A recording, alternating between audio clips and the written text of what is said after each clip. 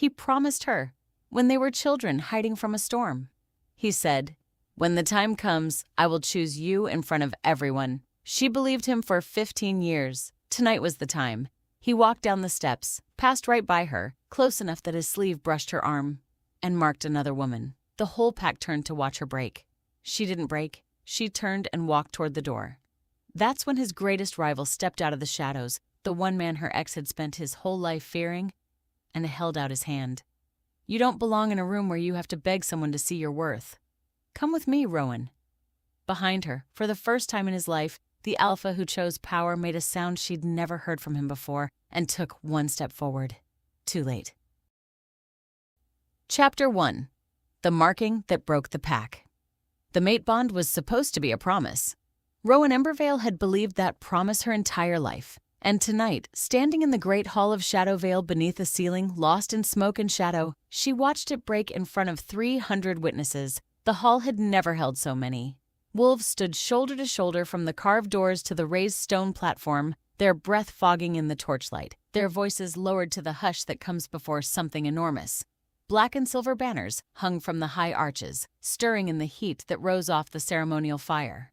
Along the walls, the warriors stood like statues carved from the same stone as the hall, and above them, in their seats of black oak, the elders watched with the patience of people who had seen 100 markings and expected to see one more. Rowan stood near the front, where a future Luna was meant to stand, close enough to the platform that she could feel the heat of the ceremonial fire against her cheek. She had dressed carefully. The deep gray of her gown had been chosen to sit well against the silver of an alpha's mark, and she was ashamed now. Would be ashamed for a long time of how much thought she had given to how she would look in the moment he claimed her. For months, the whispers had trailed her through every corridor of the keep. Caelum's true mate, the one his wolf had recognized during the winter hunt, before either of them had words for it. The woman who would stand at his side and rule. She had heard the whispers in the kitchens and the training yard and the long stone galleries, had felt them settle on her shoulders like a mantle she had not asked for and had come slowly to want. She had let herself believe them. She had let herself believe them because Caelum himself had once promised her years ago, 2 children hiding from a summer storm beneath the eaves of the old granary, that when the time came he would choose her before everyone. He had said it with a boy's fierce certainty, his hand around hers, the rain coming down in sheets beyond the doorway, and she had carried that promise in her chest for 15 years like a coal that would not go cold. Tonight the promise would be kept, or it would be broken, and she had spent the whole of that day telling herself there was only one way it could go. Tonight was the time. At her shoulder, Lyra Stormcroft was already smiling, her hand pressed to Rowan's arm, her whole body bright with the joy of a friend about to watch the best thing happen. Across the hall, near the platform steps, the beta griffin Ashvale stood with his jaw set and his eyes fixed on the floor, and Rowan noticed, distantly, that he would not look at her. She thought it was nerves. She thought a great many wrong things in those last minutes. Then Caelum Duskraven climbed to the platform, and the hall went silent, and Rowan's heart rose into her throat. He was beautiful in the way that made warriors lower their eyes, tall and dark-haired, the silver of his rank stitched across his shoulders, his face carved into the stillness of an alpha who has learned never to show what he feels.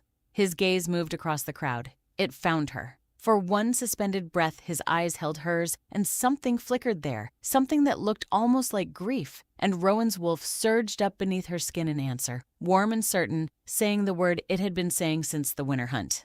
Mine.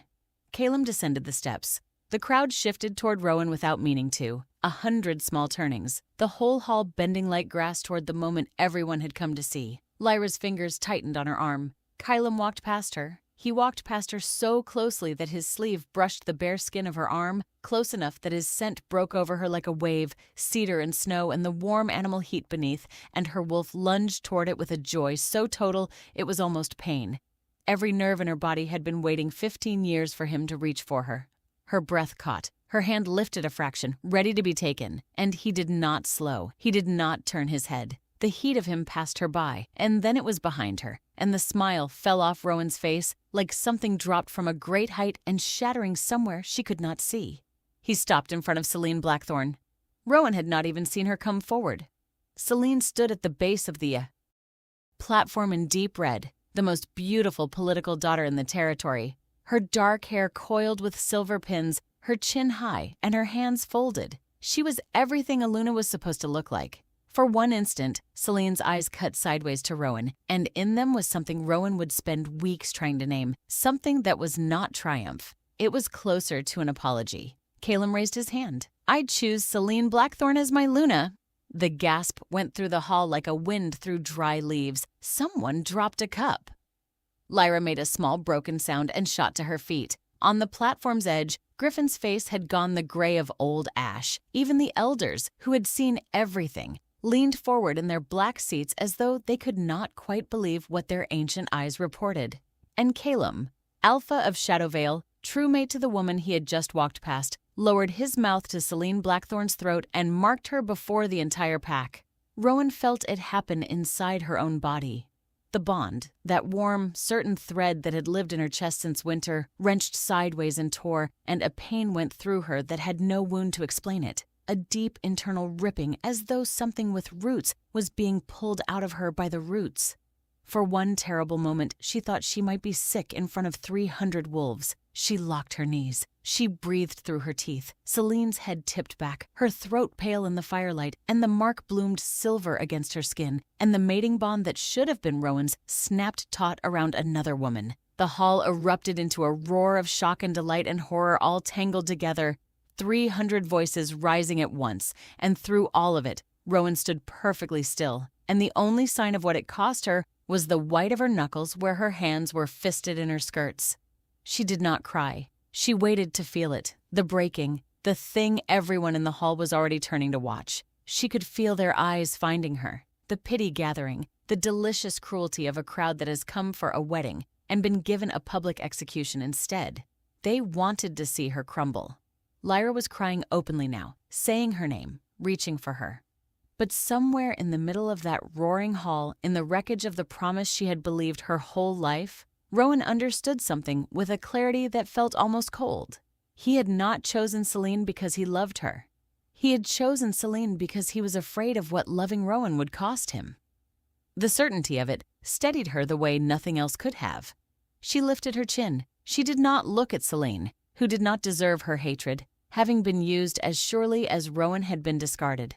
She looked only at Caelum, who had finally turned, who was watching her now with that same flicker of grief widening into something that looked impossibly like fear.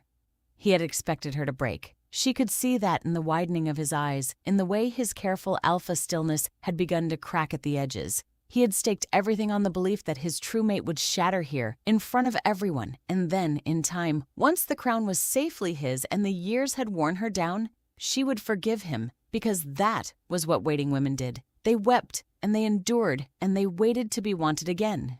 He had built his whole reckless choice on the certainty that she would wait. Rowan turned away.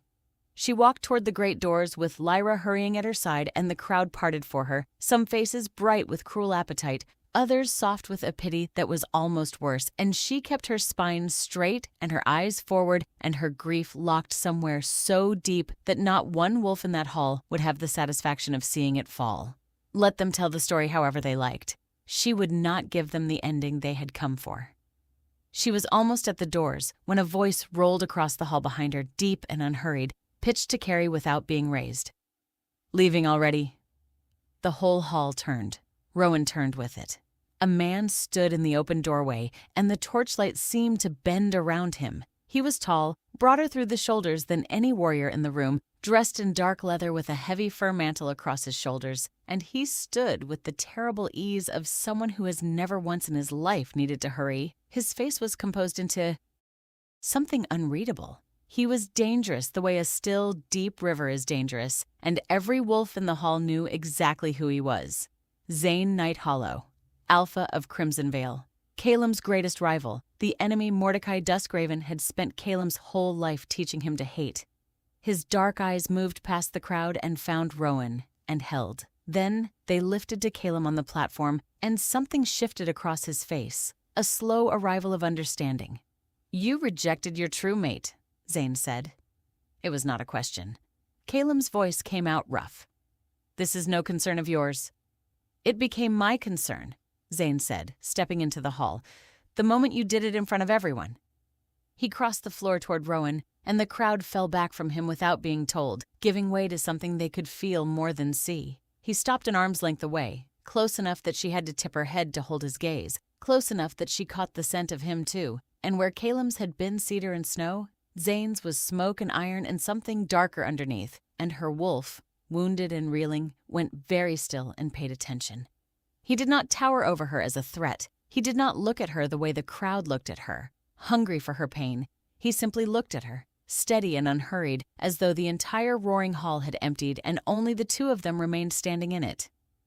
"You don't belong in a room," Zane said, low enough that it was almost only for her, "where you have to beg someone to see your worth." Then he extended his hand. Not the way an alpha commands. Not the way Caelum had raised his hand over Celine's bared throat. He held it out open and unhurried, palm up, the fingers loose, an offer and nothing more, a thing she was free to refuse.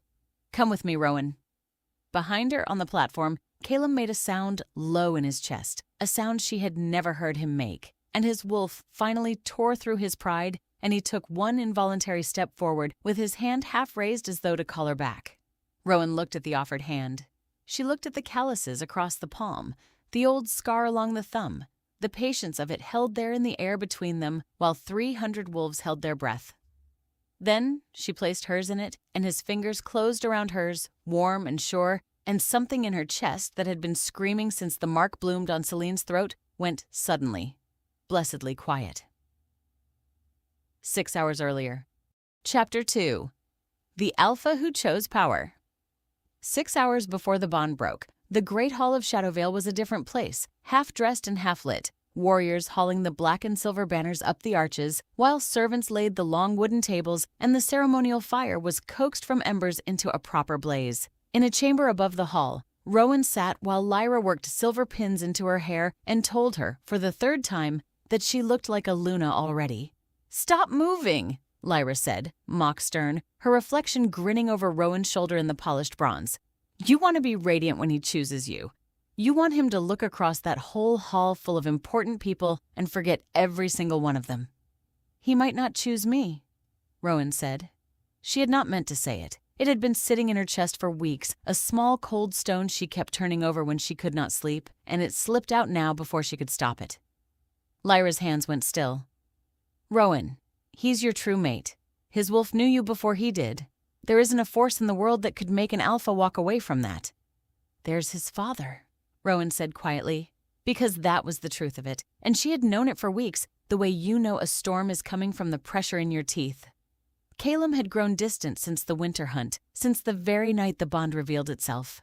She had been there when it happened. They had been running the ridge with the hunting party, snow flying up under a dozen sets of paws, and Caelum's wolf had cut suddenly across her path and stopped and turned and looked at her, and the whole world had gone quiet and enormous. His wolf had known her. She had felt it land in both of them at once, the recognition, the ancient word, mine.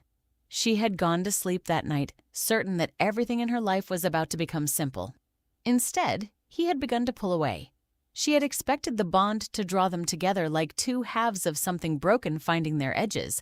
Instead, every time she reached for him, he was somewhere just out of reach, behind a closed door, in a long, low conversation with Mordecai that stopped the instant she entered the room.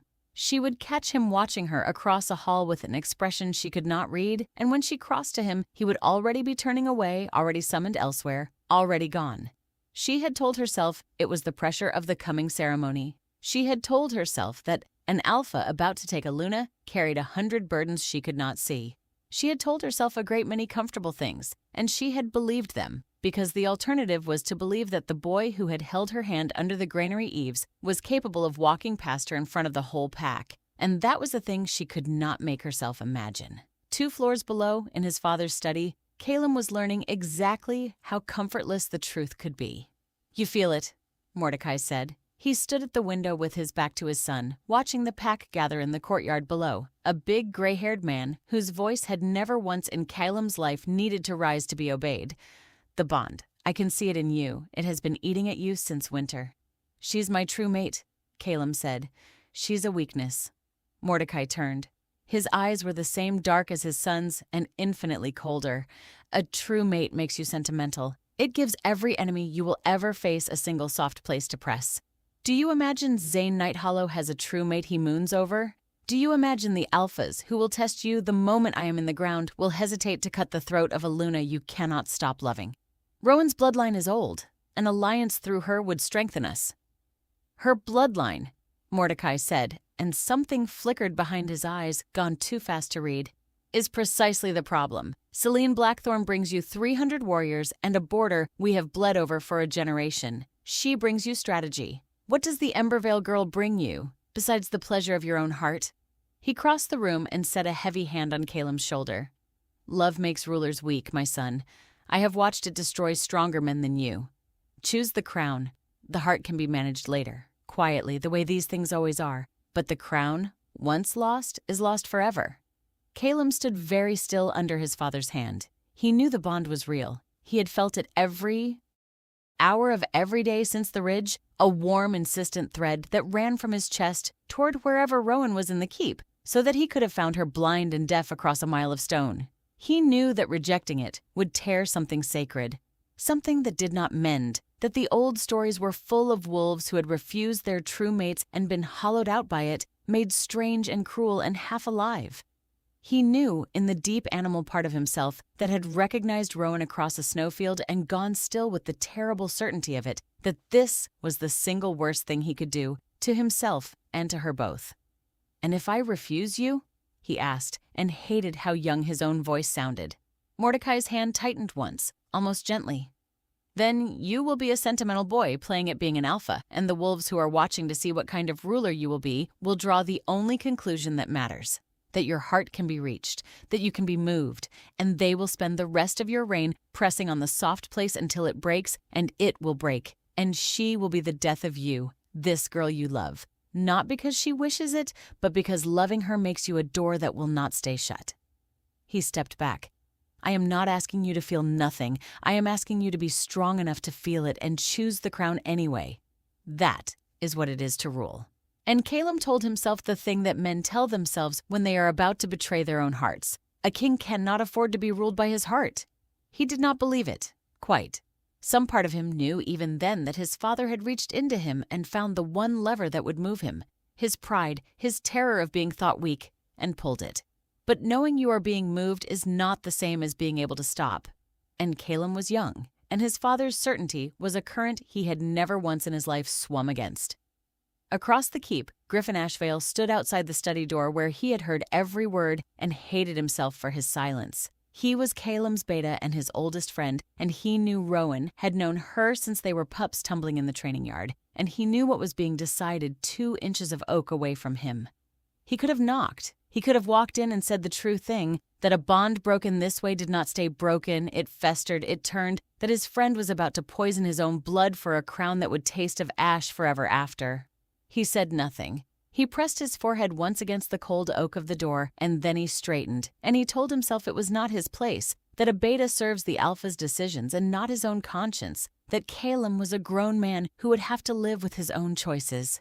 Every word of it was true, and every word of it was a coward's comfort, and Griffin knew the difference even as he took shelter in it. He would spend a long time paying for that silence, and standing outside that door with the ceremony bells beginning to ring below, he did not yet know how long or how much it would cost, or that the price would be watching his oldest friend hand away the one thing that could have saved him.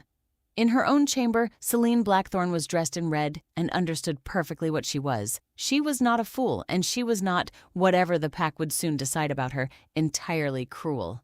She knew Mordecai had chosen her the way a man chooses a shield, for what it would stop, rather than for what it was.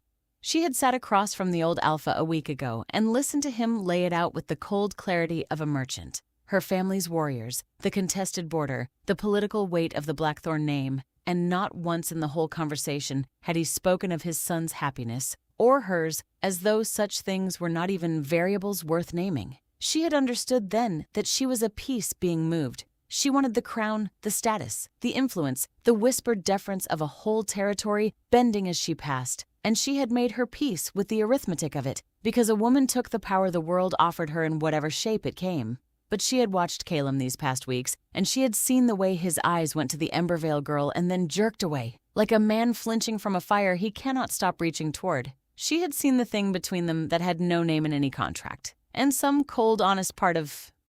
Celine understood, fixing the last silver pin into her dark hair before the polished bronze, that she was about to be given a magnificent title and denied forever the one thing that would have made it worth having, which was to be wanted by the man whose mark she would wear.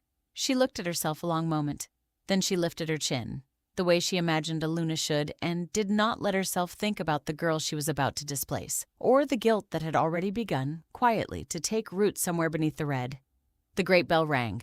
Below, the doors of the hall were opened, and the pack poured in, and the elders took their black seats, and the fire threw its light against 300 faces. Rowan entered on Lyra's arm, and the whispers rose around her like a tide, and she walked the length of that hall with her chin high and hope beating foolishly in her chest, and she took her place near the front, where a future Luna stands. She could feel the weight of the pack's attention on her. The whole territory gathered to watch her be raised up, and she let herself believe, in those last few minutes, that 15 years of loving Caelum Duskraven were about to be answered. She found his face on the platform and held it, and her wolf pressed warm against the inside of her ribs, certain, joyful, sure of its mate.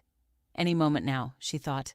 Any moment now he will come down those steps and keep the promise he made under the granary eaves, and everything I have hoped for will be true.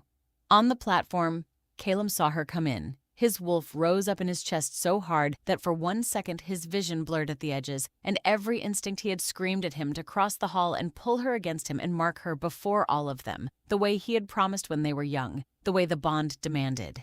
His hand actually lifted. For one heartbeat the whole terrible plan hung in the balance, and Rowan, catching that flicker of grief on his face, felt her heart leap toward hope. Then his father's voice moved through his memory, low and certain and final.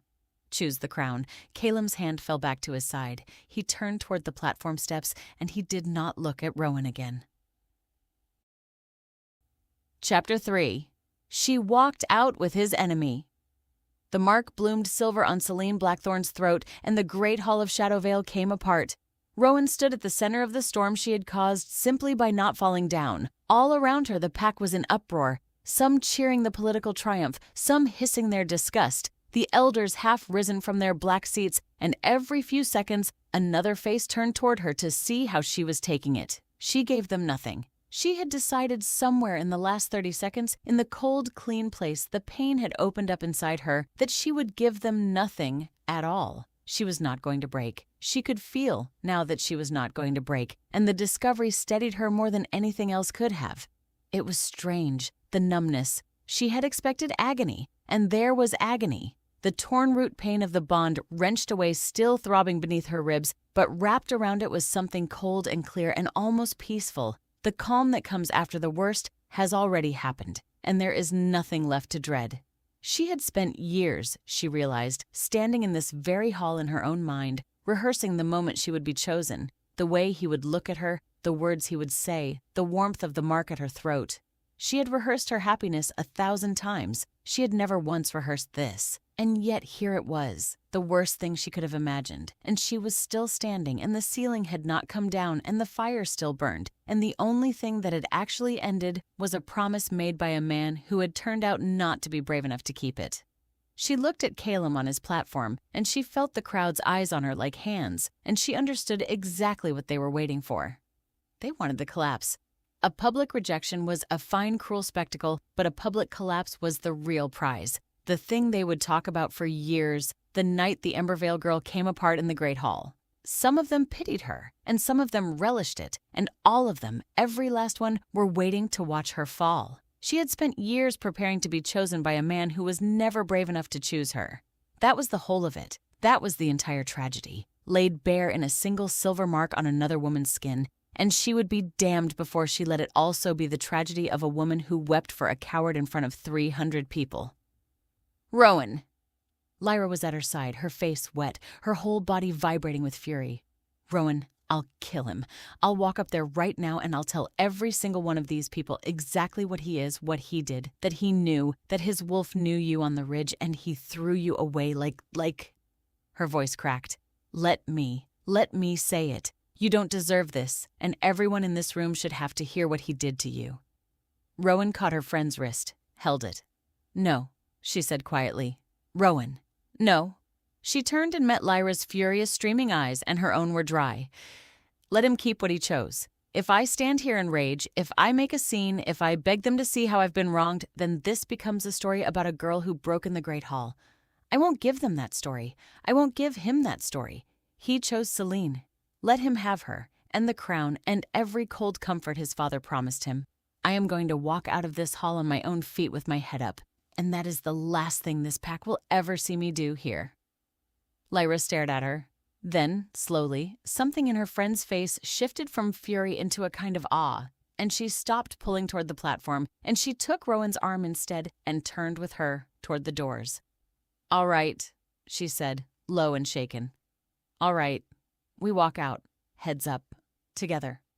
And whatever else Lyra Stormcroft was, she was loyal to the bone, and she matched Rowan stride for stride toward the great doors without another word, her own tears drying to something harder and prouder as she went.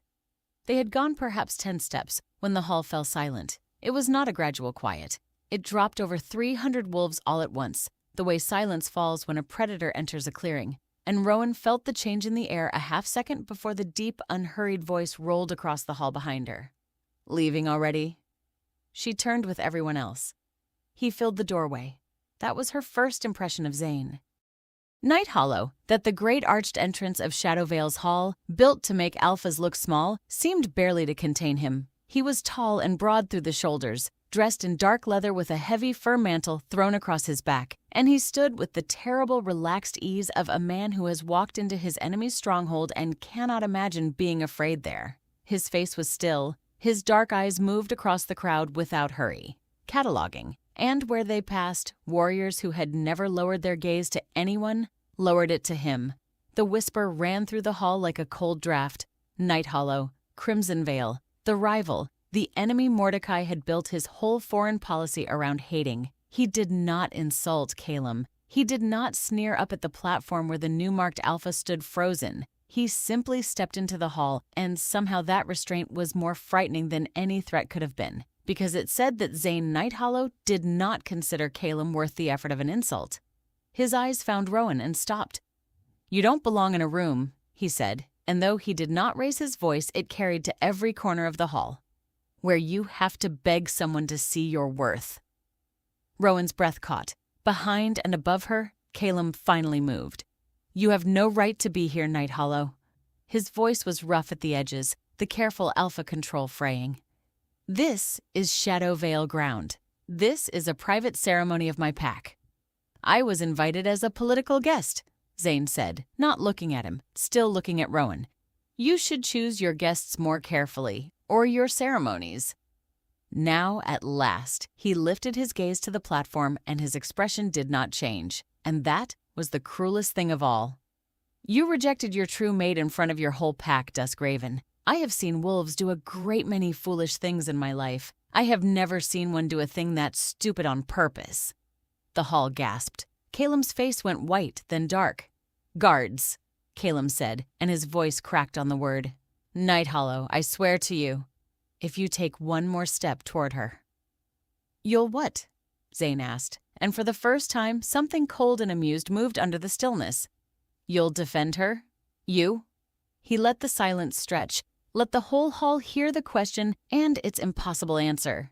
"You gave up the right to say her name in the same breath as the word defend the moment you put your mark on that woman's throat. You do not get to reject your true mate in front of 300 wolves and then play the jealous protector when someone offers her a way out of your hall. Sit down, Duskraven. You have done enough tonight." And Caelum, Alpha of Shadowvale, newly crowned and freshly married, sat down. Not because he chose to, because there was nothing he could say, and every wolf in the hall knew it, and the shame of it was written across his face like a brand. Zane had already dismissed him. He crossed the floor toward Rowan, and the crowd fell back from him without being asked, and he stopped an arm's length away and looked down at her, and this close, she could see that his stillness was not coldness. It was control, held over something that ran deep and hot beneath the surface, banked like a forge fire. His scent reached her, smoke and iron and something darker underneath, and her wounded wolf lifted its head from where it had been curled around its pain and went quiet and watchful and, for reasons she could not name, unafraid. I don't know you, Rowan said. No, Zane agreed. You don't, and I am not asking you to. I am asking you to walk out of this hall, which you were already doing, with someone at your side who did not just prove to 300 witnesses that he does not deserve you. He held her gaze. You can refuse me.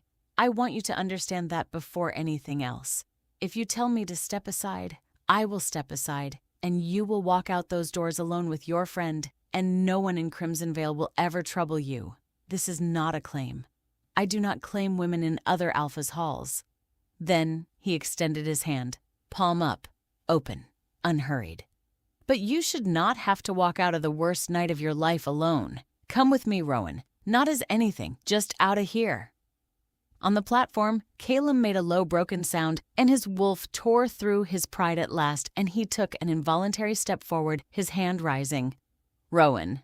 She heard him. She heard the whole hall holding its breath. 300 wolves certain that now, surely now, she would turn and go back to the man the bond had chosen for her, because that was how these stories ended. The true mate forgave. The true mate waited. The true mate came home. Rowan looked at Zane's open hand.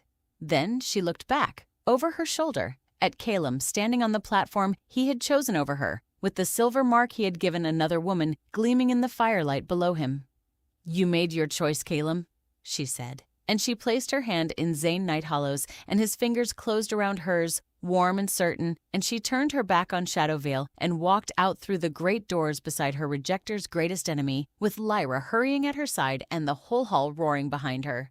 Caelum took one more step and then another, following her toward the doors as though pulled on a string he could not cut, and he stopped only when the cold night air came through the opening and the doors began to swing shut. The last thing he saw was Rowan's straight gray back and the dark bulk of Zane beside her, the two of them passing out of the torchlight into the dark, unhurried, together. The last thing he felt was the bond in his chest stretching thinner and thinner as she walked away, not weakening but pulling, a wire drawn out to its breaking point and refusing to break, screaming down the length of him. Beside him on the platform, Selene stood with his mark silver at her throat and watched her new husband stare at the doors his true mate had just walked through, and she understood, with the cold clarity that had never once failed her, exactly what kind of marriage she had won. Caelum stood in the wreckage of his own ceremony and understood, far too late, that he had been wrong about the one thing he had staked everything on. He had believed his true mate would wait. He had believed the bond made her his to come back to, a certainty he could spend and always recover, a debt she would carry until he was ready to pay it. He had built his whole reckless choice on the foundation of her patience. She had not waited. She had looked him in the eye and told him he had made his choice, and put her hand in the hand of the one man in the world Caelum could not forgive, and walked out into the dark. She was never going to wait, and somewhere beneath his ribs, the bond he had rejected pulled and would not let him go, and Caelum understood that he had not escaped it at all. He had only turned it into a wound that would never close. Chapter 4. The Rivals Pack. Rowan rode through the night into enemy territory expecting the worst, and the worst never came. She had prepared herself on the road. She was not a fool. A woman did not walk out of one Alpha's hall on the arm of his greatest rival without becoming a piece in a game, and she had spent the long dark ride to Crimson Vale deciding how she would carry herself when the game began. She would be hostage or weapon or bargaining token, and whichever it was, she would meet it with the same cold dignity she had carried out of Shadow Vale. She would not beg here either. She had catalogued, on the ride, all the shapes her captivity might take. Perhaps Zane would parade her before his warriors, proof of his rival's humiliation. Perhaps he would send word to Shadow Vale offering to return her for a concession, and she would spend her days as a coin passed between two Alphas. Perhaps he had simply wanted, in the moment, to wound Caelum by taking the thing he had thrown away, and would lose interest in her the moment the wound stopped bleeding.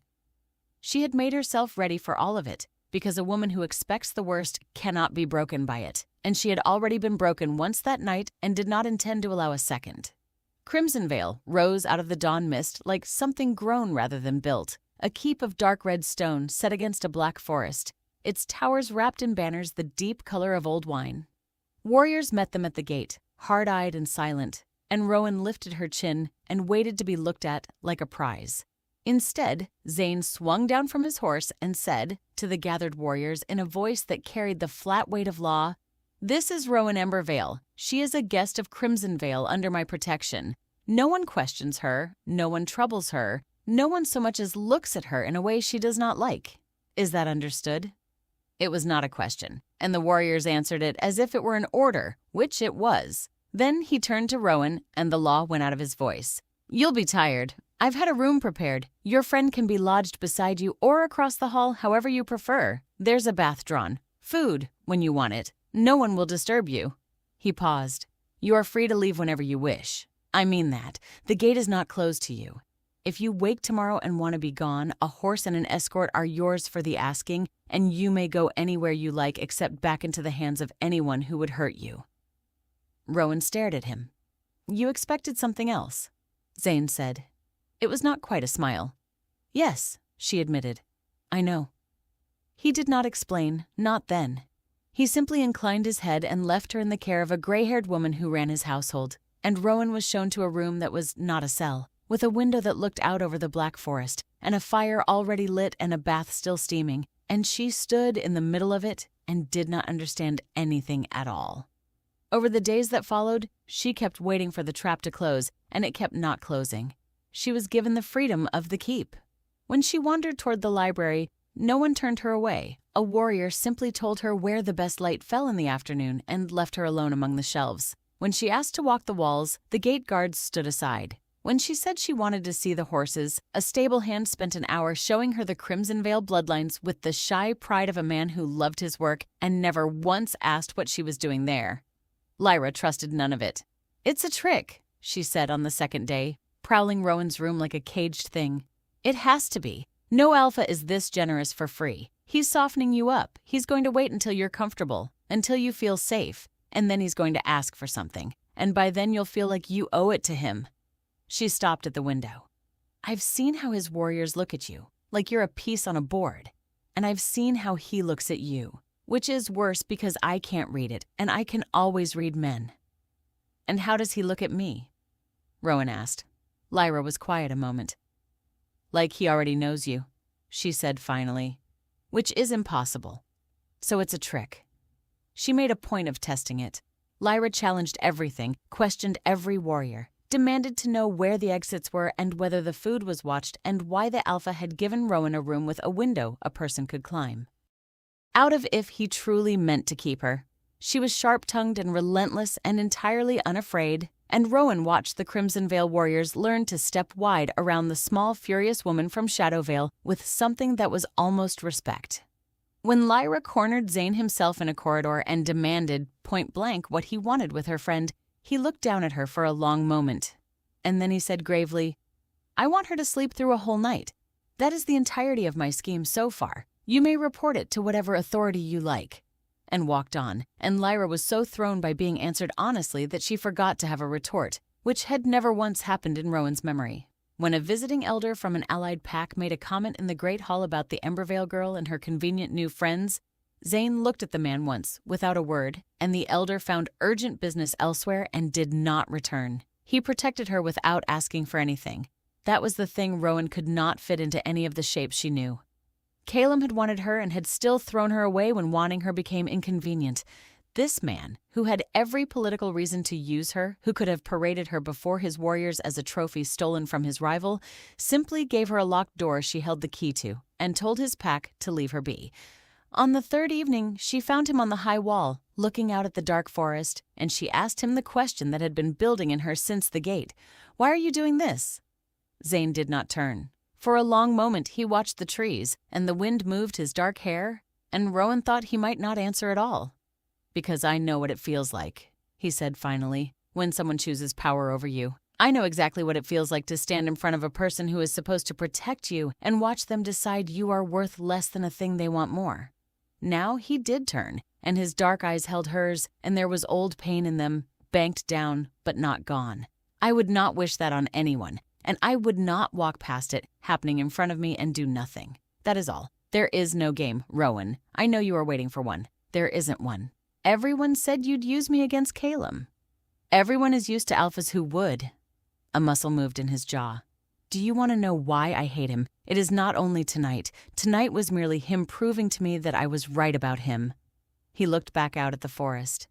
"Years ago, when I was young and newly alpha, there was a border conflict. A raid, blamed on Crimson Vale, that started a war that cost me half a valley and a great many of my people. It was made to look as though my father's men had struck first. They had not. It was arranged, the whole of it, by Mordecai Duskraven to weaken us and take the borderland while the other packs looked on and blamed me." His voice was very even, which somehow made it worse. Caelum knew. He was young too. But he knew. He found out what his father had done and he had proof, and he said nothing because his father told him to say nothing, and he has always done what his father told him. I lost people to that silence. So no, I did not come to Shadowvale to make a friend. But I did not come to steal his mate either. I came because I was invited, and I stayed to see what kind of man he had become. And I found out. He glanced at her. He has become exactly the man who would let his father decide the shape of his whole life. I am sorry you had to learn it the way you did." Rowan was quiet for a long moment, standing beside him on the wall with the cold wind coming off the forest, close enough that she could feel the warmth coming off him against the night chill, close enough that his scent moved around her again, smoke and iron, and she was startled to notice how steadying she found it. She had spent 4 days braced for him to become something other than what he seemed. He kept declining too. "You keep giving me the truth," she said, "even when a lie would be easier." "You have had enough lies," Zane said simply. He was looking at her now, not out at the forest, and in the dark his eyes were almost black, and there was something in them she could not name, something that looked at her as though she were not a stranger he had known 4 days, but someone he had been waiting a long time to see. "And I find I do not want to be another man who tells you a comfortable thing that is not true. You have had enough of those to last a lifetime. If I am going to be anything to you, Rowan, even only the man who gave you a room to be safe in, I would rather it be built on true things, however small." The words sat between them, weighted with more than they said. Rowan felt her heart do something complicated in her chest, and her wounded wolf, which had been silent and watchful since the gate, shifted and settled a little closer to the surface, and she did not step away from the warmth of him, though a wiser woman freshly rejected might have. "Why does it matter to you," she asked, "what you are to me?" For a moment she thought he would give her another honest answer. Instead, something closed gently behind his eyes, some door he was not ready to open, and he looked back out at the forest. "Get some sleep, Rowan," he said. "The forest is loud tonight. It means the weather is turning. You'll want the fire built up."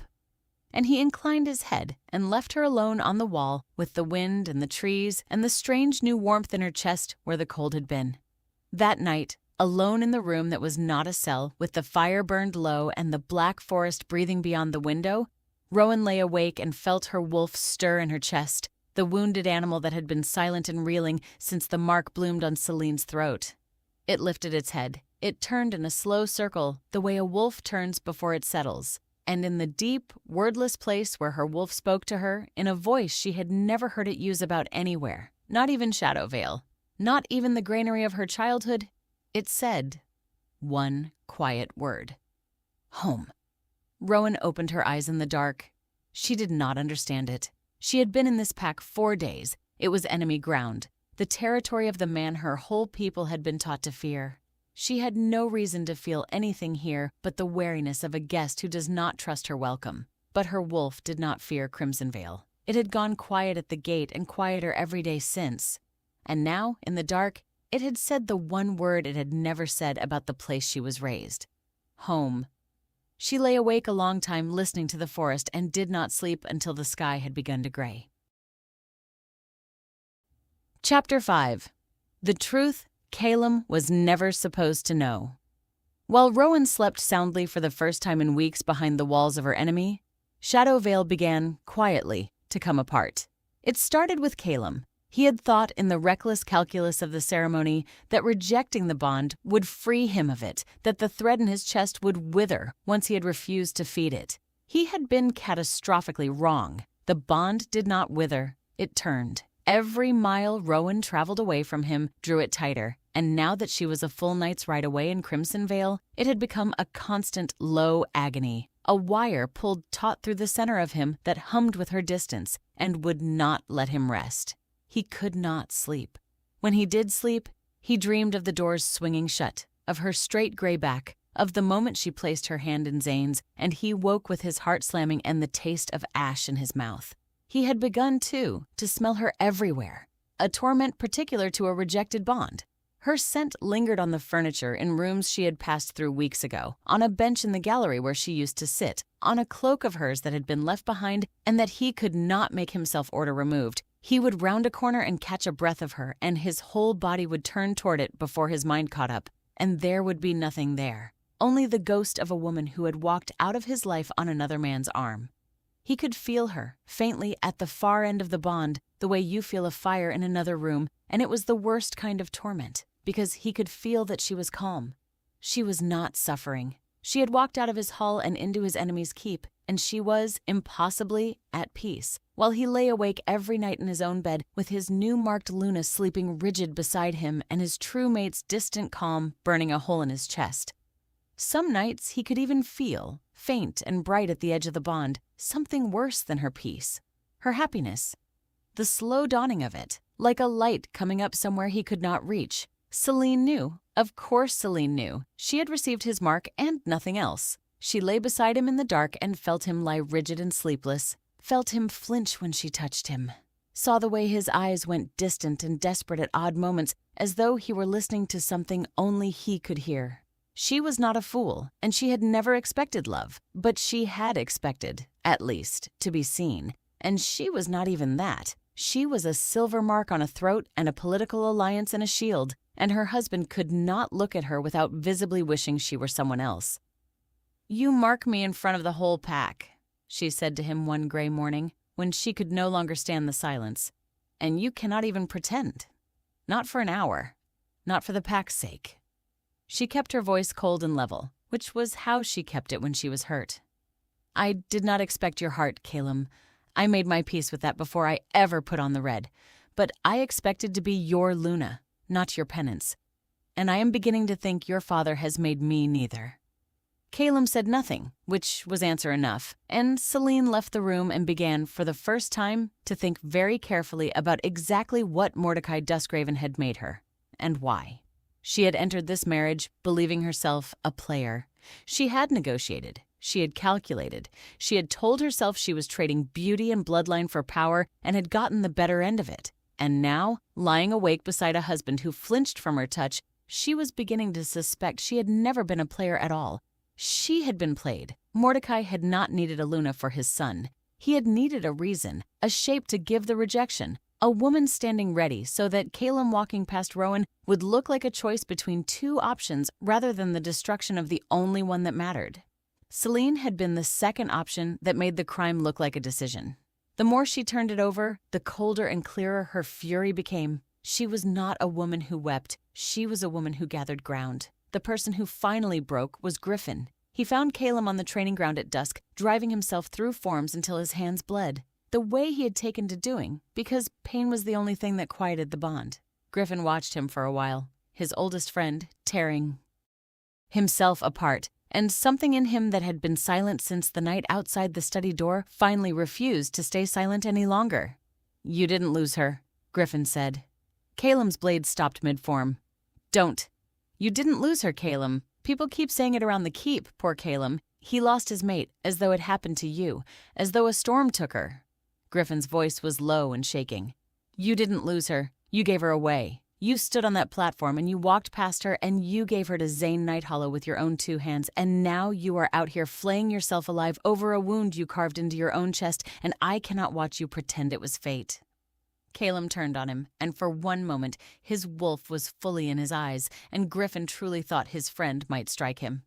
Griffin did not step back. He had been a coward once, outside a study door, and he had decided he would not be one twice. "You knew?" Caelum said, low and terrible. "You knew what I was going to do. You stood there while my father talked me into it. Where was this, Griffin? 3 weeks ago. Where was this the night before the ceremony?" And that was the blow that landed, because it was true, and Griffin took it full in the chest and did not defend himself. "Outside the door," Griffin said quietly. "I was outside the door. I heard all of it. And I said nothing because I told myself it was not my place, and I have hated myself every hour since. So yes, Strike me if you want, I earned it. But I'm telling you now, too late the thing I should have said then. You were not fated to do this. Your father did not force your hand onto that girl's throat. You chose the crown over your mate, and every day you spend blaming fate is a day you spend not becoming the man who could ever get her back. He held Caelum's furious gaze. You want to suffer? Suffer honestly. You did this. Not fate. Not your father, not entirely. You. Caelum did not strike him. He stood with his bleeding hands and his blade lowered, and something broke behind his eyes, and Griffin saw that the truth had gone in, finally, all the way down. Far away in Crimson Vale, the truth was arriving from a different direction. She came at twilight, an old woman on a pale horse, wrapped in gray, and the Crimson Vale warriors stood aside for her with a wariness that was close to reverence. Isadora Moonvale had not been seen in either territory for years. Seers went where they were needed, and no one summoned them, and no one turned them away. She found Rowan in the library and studied her for a long moment with eyes the color of river ice. You are the Embervale girl, Isadora said. The one the Duskraven boy rejected. I am Rowan. Yes. Something moved in the old woman's face, something like grim satisfaction. You are. Sit down, Rowan Embervale. There are things you have been allowed to believe that are not true, and you have carried them long enough. Rowan sat. You believe the bond failed, Isadora said. You believe Caelum's wolf recognized you and then, being weak, turned away, and that what happened in that hall was a true mate proving false. That is what everyone believes. It is a lie. She leaned forward. The bond did not fail, child. A true bond cannot fail. It can only be denied. And this one was denied deliberately, with intent, by someone who understood exactly what he was destroying and chose to destroy it anyway. Rowan's breath went shallow. Mordecai. Mordecai Duskraven. Isadora said the name like something distasteful. He has hated your bloodline since before you were born and feared it longer than that, and when his son's wolf chose you on that winter ridge, he saw the thing he feared most beginning to come true, and he moved to stop it. He talked his son out of his own mate. But you must understand, Rowan, that this was never only about making Caelum weak, whatever the boy was told. That was the lie Mordecai fed his own son. The truth is larger, and it is about you. About me, Rowan repeated. Your bloodline, Isadora said. The Embervale line is not what you have been allowed to think it is. It is old, far older than the Duskraven crown, older than the division of the packs. Your ancestors, Rowan, were the ones who forged the first alliance between Shadowvale and Crimsonvale, in the age before they were enemies, when they were one people. The blood that made that alliance runs in you, and Mordecai Duskraven has spent his whole life ensuring that the two halves of that old power never come back together. Because if they did, if an Embervale ever bonded across the divide again, the thing that could be born of it would be greater than any single Alpha's crown. Greater than Shadowvale's dominance, greater than the whole order he has built his life on. The library was very quiet. Somewhere beyond the window, a wolf howled and was answered. Rowan sat with it, and the pieces turned in her mind, and slowly, a shape came clear that made her cold all over. He didn't just want Caelum to reject me, she said. He wanted Caelum to reject me and for me to stay. That was the plan. I was supposed to be humiliated and broken, and to stay in Shadowvale, unwanted, unbonded, harmless. A rejected mate with no power and no future, growing old at the edge of the pack that threw her away. That's what he built. That's why Caelum looked so afraid when I walked out, isn't it? Not because he lost me, because I wasn't doing what the plan required. I wasn't staying broken. Now you begin to see, Isadora said softly. He engineered Caelum's rejection to keep me from bonding into Shadowvale's own bloodline. Rowan said slowly, working it out. To keep the old power split. To keep me small. But then, the understanding arrived cold and complete. But then I left, with Zane, into Crimson Vale, which is exactly the other half of the old alliance. Which is exactly the thing he feared most, Isadora said, and there was something almost like grim laughter in it. He broke your bond to keep you from uniting the bloodlines, and in the breaking, he drove you straight into the arms of the one Alpha whose line could complete what yours began. He has spent a lifetime building a wall, and with his own hands, he has just knocked the largest stone out of it. Her ice-colored eyes fixed on Rowan. Understand me, child. Your greatest danger was never losing Caelum. Losing Caelum was the smallest thing that happened to you that night. Your greatest danger, and Mordecai's, is discovering what you become without him, because you were never meant to be his Luna. You were meant to be something the old man has spent his whole life trying to prevent from ever existing again. Chapter 6. The Woman Who Was Never Weak. Rowan began to train because she could not sit still with what Isadora had told her, and she discovered in the training that she was not the woman anyone had ever believed her to be. Crimson Vale trained hard. Rowan had grown up in Shadow Vale, where the daughters of good families learned the graces of a Luna and left the fighting to the warriors, and she had absorbed, without ever examining it, the belief that she was not made for this. She asked to join the training ground, half expecting to be laughed at. Zane looked at her for a moment, then gestured to the Master-at-Arms and said only, "Teach her what she asks to learn. All of it," and walked away, and did not hover, and did not watch to see whether she would embarrass herself. She was clumsy at first, then she was less clumsy. And then, on the fourth morning, something happened that stopped the entire training ground. A warrior named Torv, a big scarred man who had made no secret of his opinion that a Shadow Vale cast-off had no business on Crimson Vale's training ground, was set to spar with her. And he did not go easy, and Rowan found herself on her back in the dirt with the wind knocked out of her and the whole yard watching. Torv stood over her with a smirk and told her, not quietly, that perhaps she should go back to learning which fork the Luna uses. And something in Rowan, some coal that had been banked her whole life under the ash of always trying to be pleasing, caught fire. She got to her feet. She looked at Torv, and she said, in a voice that did not sound entirely like her own, low and resonant and absolutely certain, "Yield." The word came out of her with a weight behind it that bent the air. Torv's smirk vanished. His knees buckled. The big scarred warrior who outmassed her twice over dropped to one knee in the dirt as though a great hand had pressed him down, his head bowing, his whole body obeying a command his mind had not agreed to, and he stayed there, kneeling, shaking with the effort of a resistance that did nothing at all, his face contorted. He strained against it, every muscle in his neck standing out, and he could not lift his head, could not rise, could do nothing but kneel in the dirt before a Shadow Vale cast-off he had a moment ago been mocking. The training ground went utterly silent. A wooden practice blade clattered to the ground somewhere, and no one moved to pick it up. Rowan stood over him, breathing hard, as astonished as anyone. She had not decided to do that. She did not know what she had done. She only knew that the command had risen up out of some deep old place in her, a place that had been locked her whole life, and that it had come out of her the moment she stopped, for one instant, caring whether these people liked her, the moment she wanted only to be answered. All her life she had asked. She had asked to be loved, asked to be chosen, asked to be enough, and asking had gotten her a walk past in a great hall. And now, the first time in 22 years, she had demanded, instead of asked. A warrior twice her size knelt in the dirt because her blood told him to. "Who taught you that?"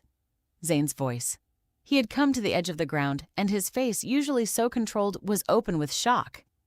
"No one," Rowan said. "No one taught me anything. I don't." She looked at her own hands. "I don't know what that was." Isadora, watching from a balcony above the yard, did know, and told them that evening. "It is called Ember Command," the old seer said. "It is the gift of your bloodline, the reason Mordecai fears it. The Embervale line could always do this in the old days. It is the power to strengthen or to weaken the wolves around you, to lend your strength to those who fight beside you, or to press your enemies to the ground with a word. It is why your ancestors could forge alliances no one else could hold. A wolf who can make other wolves stronger simply by standing among them is a wolf every pack wants, and no tyrant can afford to let exist unchecked." "Then why?" Rowan asked. "Have I never been able to do it before? I lived 22 years and never once." "Because you spent 22 years trying to be chosen," Isadora said. "The gift does not answer to a woman who is asking permission to exist. It cannot. Ember Command comes from the center of you, from the part that knows its own worth and requires nothing from anyone. And you had that part buried so deep under years of trying to be pleasing enough for a boy to want you that it could not draw breath. It woke the moment you stopped asking. It woke the moment you looked at that man in the dirt and wanted only to be answered, not liked." Her ice eyes glinted. "Caelum's rejection did not break you, child. It cut the rope you had tied around your own throat. You could never have become this beside him. You would have spent your whole life being his Luna, making yourself smaller to fit the space beside his crown. He did you a cruelty and it made you free."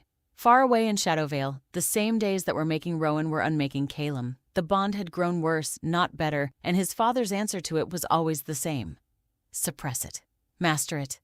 An alpha does not let a broken bond rule him. Caelum had spent his whole life doing what his father told him, and for the first time he found he could not. He tried.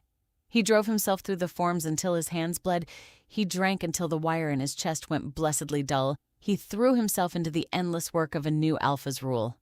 Nothing touched it. Rowan was becoming something extraordinary a night's ride away, and the bond he had rejected carried the faint, bright edge of it to him, her growing strength, her waking power, and it was unbearable because he could feel her becoming magnificent, and he could feel that she was becoming magnificent without him, that she had needed his rejection to do it.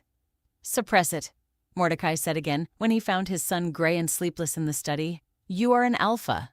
Command your own wolf." "I have been commanding my own wolf my whole life," Caelum said, and something in his voice made his father look at him sharply. "I commanded it to walk past her. I commanded it to mark Celine. I have done nothing but command my own wolf against itself since the ridge, and look what it has bought me." He met his father's eyes, and for the first time in his life, he did not look away first. "No, father, I will not suppress it. I am tired of suppressing the only true thing left in me." It was the first time Caelum had ever refused him, and Mordecai's face went cold and still, and something passed between them that had never passed before, the first crack in a lifetime of obedience. Celine saw the crack and understood, before either Duskraven did, what it meant. She had been watching Mordecai for weeks now with new eyes, ever since the morning she had named her own marriage a penance, and the more she watched, the more the shape of the thing revealed itself. She had assumed, taking the crown, that she was Caelum's chosen bride, a political match, a woman elevated. She was beginning to understand she was something smaller and colder than that. She had not been chosen. She had been positioned. She was a stone set in a wall, and the wall was built to keep something out, and she was starting to see exactly what. She said nothing yet. She was not a fool, and one did not confront Mordecai Duskraven without being certain of one's ground. But she began, quietly, to gather that ground. Across the ground the next day, Torv challenged Rowan again, and this time it was not mockery.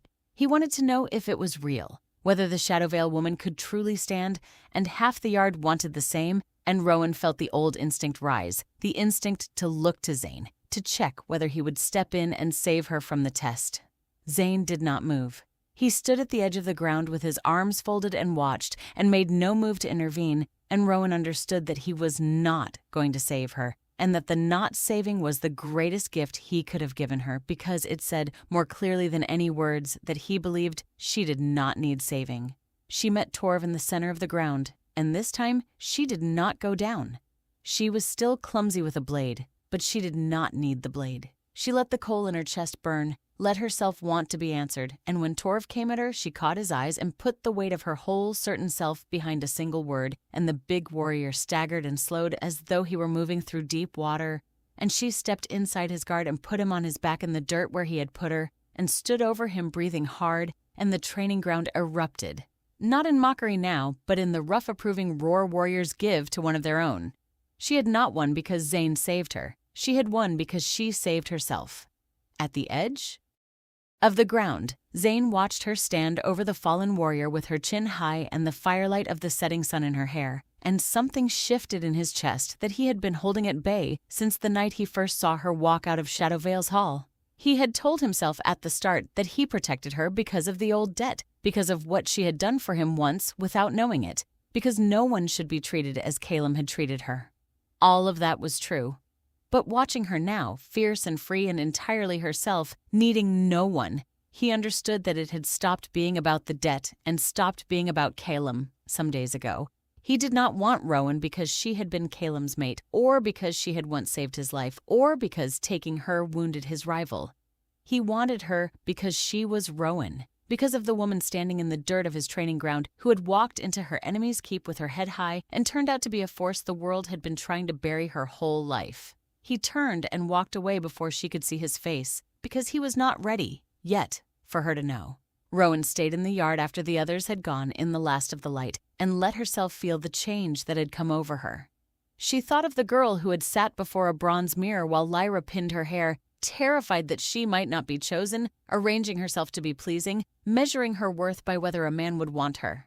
That girl felt very far away now, and very small, and Rowan was surprised to find that she pitied her rather than mourned her. She had spent her whole life believing that the best thing that could happen to her was to be chosen by Caelum Duskraven, to be made his Luna, to stand a careful step behind his crown.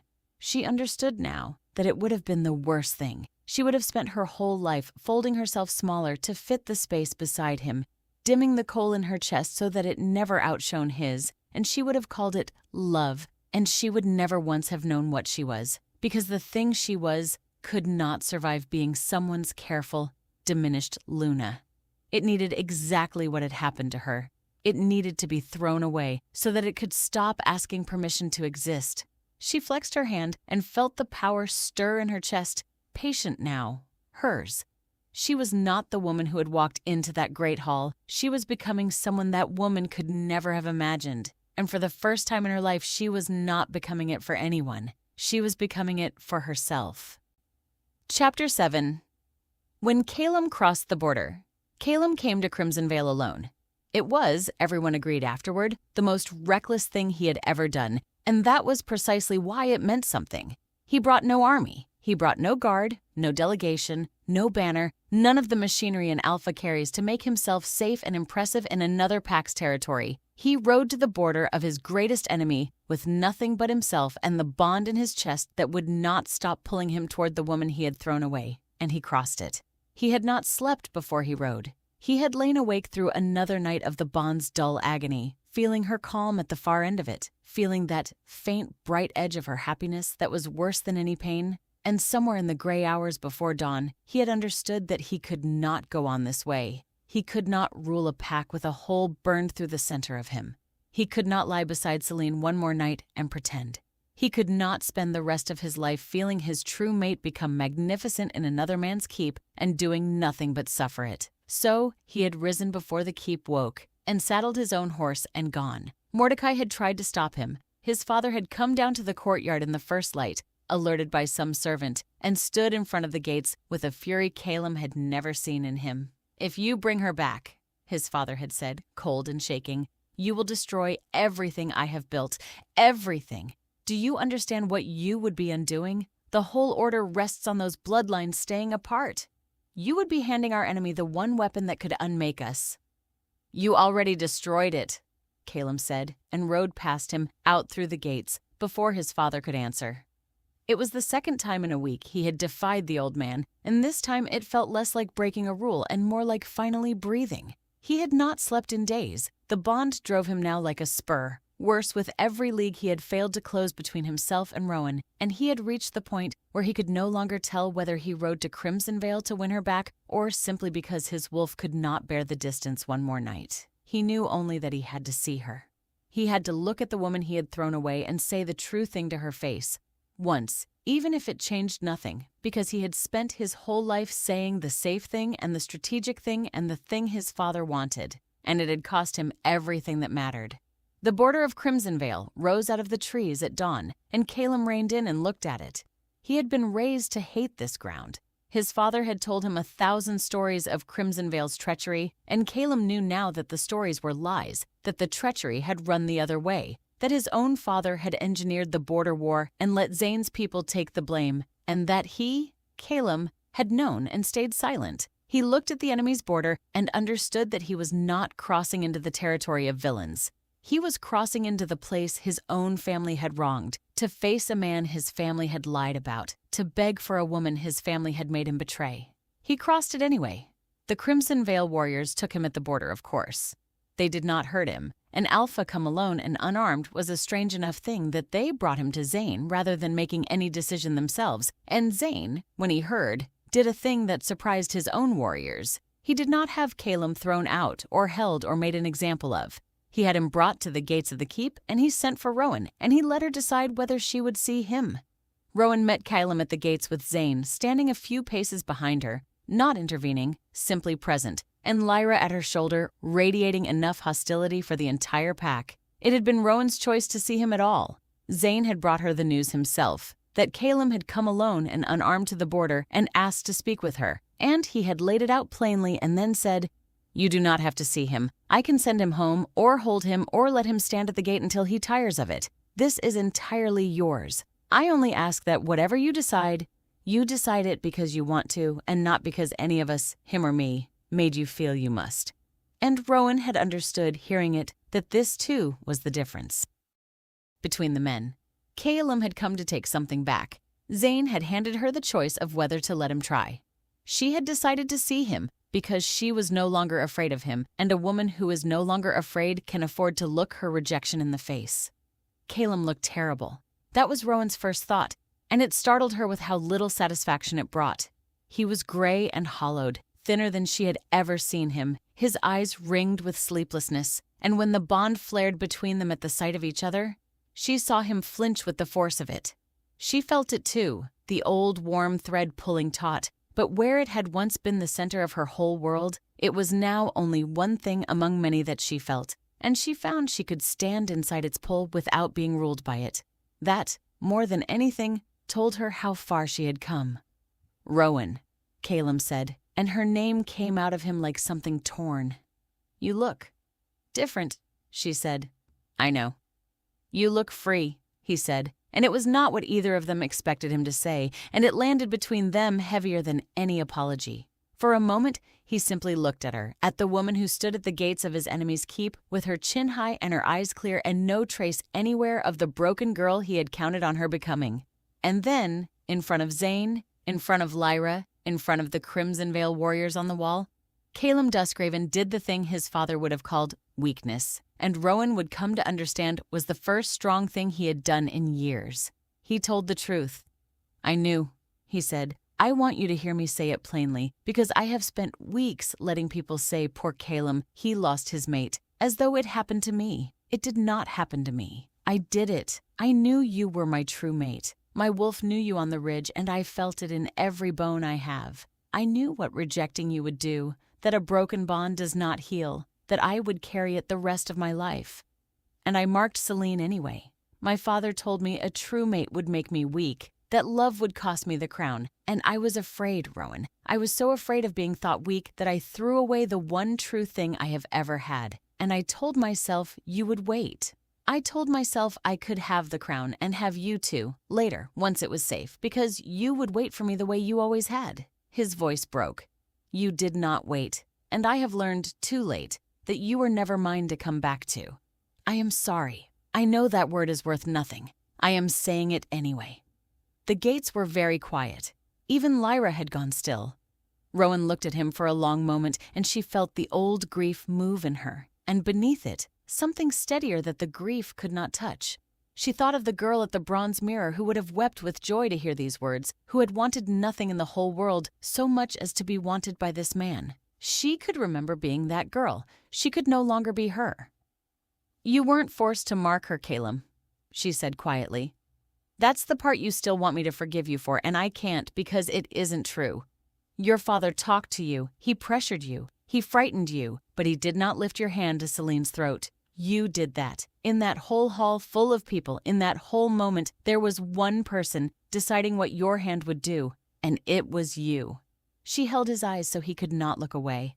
"I have spent weeks learning that I am not the small thing I was raised to believe I was, and part of what I learned is that you were not forced. You chose, and I need you to carry that as your own and stop handing it to your father, because until you do, you are still the boy who does what he is told. And I cannot even be angry at a boy who does what he is told. I can only be angry at a man who chose. So choose to have chosen it. It is the only thing that would make you worth being angry at, and it is the only thing that would ever make you worth forgiving." Caelum absorbed it like a blow, and Rowan watched it go in, all the way down, the way she had needed her own hard truths to go in. "Is there," he said very low, "is there still any chance? For us? For the bond? I would give up the crown, Rowan. I would give up Shadowvale. I have spent every night since you left understanding what I traded away, and I would trade all of it back." And Rowan found to her own surprise that she could not answer him. Not because the answer was no, not because it was yes, because she genuinely did not know, and more than that, because she was no longer certain she wanted there to be a chance, and the uncertainty itself was the truest measure of how much she had changed. A month ago, the question would have undone her with hope. Now it was only a question, and she did not owe him an answer to it, and she did not have one. "I don't know," she said. And I don't know if I want one. That's the truth, Caelum. You'll have to live with it, the way I lived with yours. Behind her, Zane spoke for the first time, and his voice was quiet and without triumph. You had your chance, he said to Caelum. It was not a taunt. It was almost gentle. You had it first. You had it for years. I am not the reason you lost her. I only opened a door she was already walking toward. Caelum looked at him, and then his gaze dropped, and something in his face changed utterly, and Rowan followed his eyes down to her own wrist where the sleeve had fallen back. There, faint against her skin, so faint she had not noticed it herself, was the beginning of a mark. Not silver, like the mark he had given Celine. Crimson. Unfinished, barely there, a bare tracery of color rising to the surface as though something were beginning beneath. Caelum stared at it, and the blood drained from his face because he understood what it was. And he understood, finally, what Zane was to her, and what might yet come. Chapter 8. The Secret Behind the First Mark. The crimson mark on Rowan's wrist changed everything, and Isadora was the one who understood how.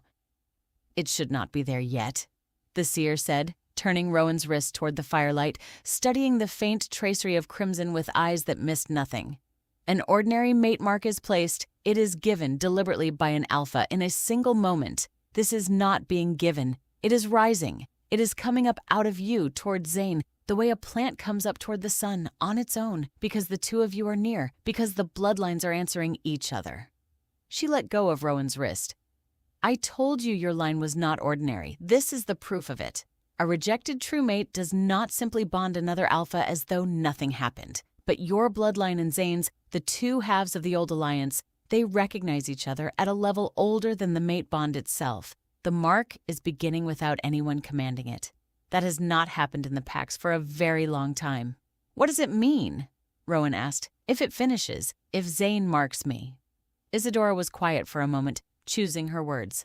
If an alpha of Crimson Veil's line completes a mark on an Ember Veil who was rejected by her true mate, she said, it would not be an ordinary mating. It would be the joining of the two bloodlines that once forged the first alliance, the thing Mordecai has spent his life preventing. It would strengthen you, Rowan, past anything you have yet felt. It would strengthen Zane's pack, bind the old power back together after 400 years of division. And it would do something to Caelum and to the Duskraven line because a rejected true bond does not vanish when its mate bonds another. It transfers. The power that should have flowed to Caelum through you would flow instead to Zane. Shadowvale's dominance was built on old blood. Some of that old blood is yours. If you complete this bond, you take it with you. She met Rowan's eyes. You would not merely be leaving Shadowvale. You would be taking a piece of its foundation out of the wall on your way through the door. Rowan turned her wrist slowly in the firelight, watching the faint crimson catch the flame. And Caelum, she said. What would it do to him? The transfer. You said the power that should have flowed to him through me would flow to Zane instead. It would hollow the Duskraven line, Isadora said. Not all at once, but the old blood that made Shadowvale dominant would thin, generation by generation, and the old blood that makes Crimson Veil would deepen. In time, the balance of the two packs would simply reverse, and no one would be able to say precisely when it happened, only that the world had a different shape than it once did. That is why Mordecai fears you as he does. You are not a threat because you might raise an army against him. You are a threat because your existence, bonded to the wrong man, quietly moves the ground his whole house stands on. She fixed Rowan with her river ice eyes. He would rather see you dead than marked by Zane Nighthollow. Remember that. A man who has built everything on a wall will do a great deal to keep one stone in place.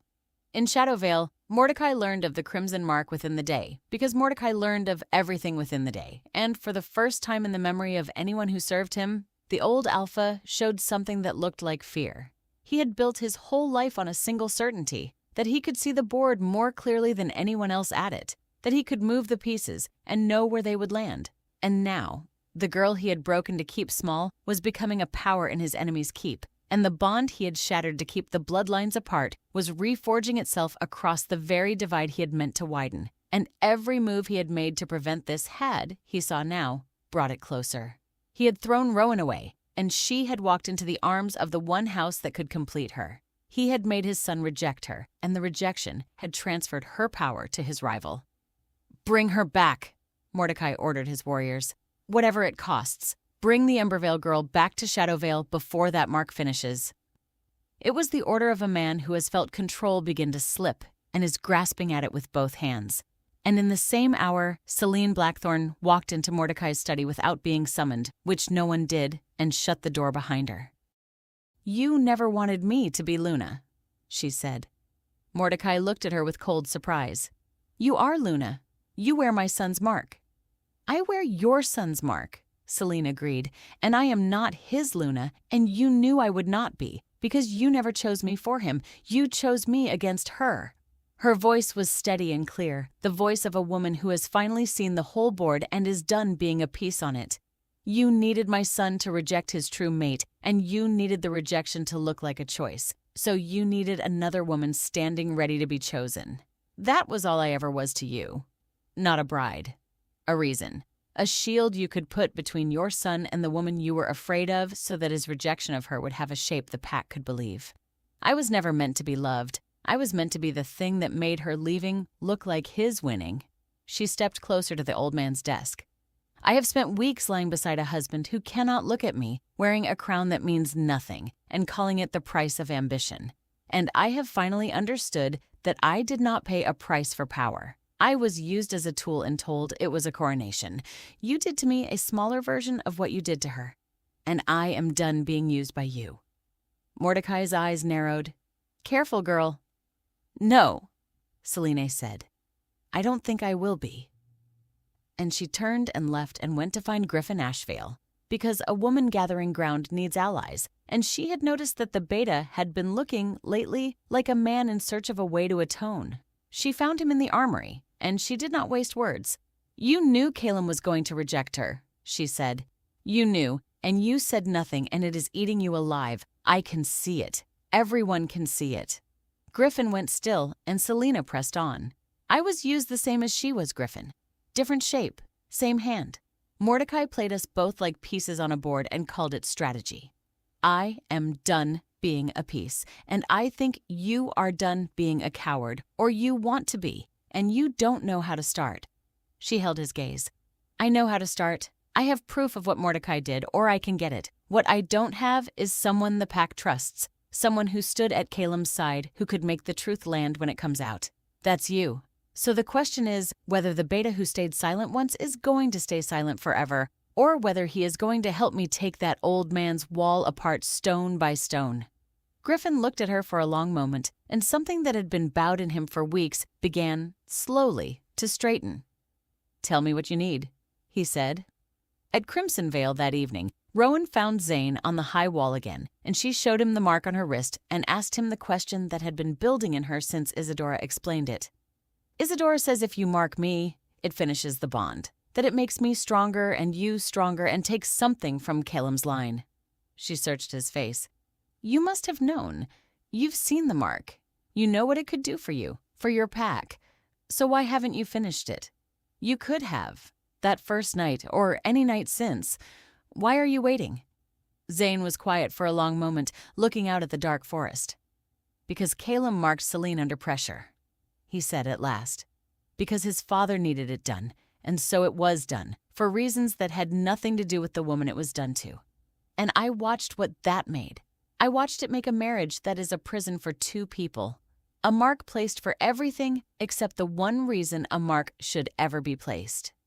He turned to her, and in the low light his eyes were very dark and very steady. "I will not do to you what he did to Selene. I will not put a mark on you because it would strengthen my pack or because it would wound my enemy, or because your bloodline and mine want to answer each other.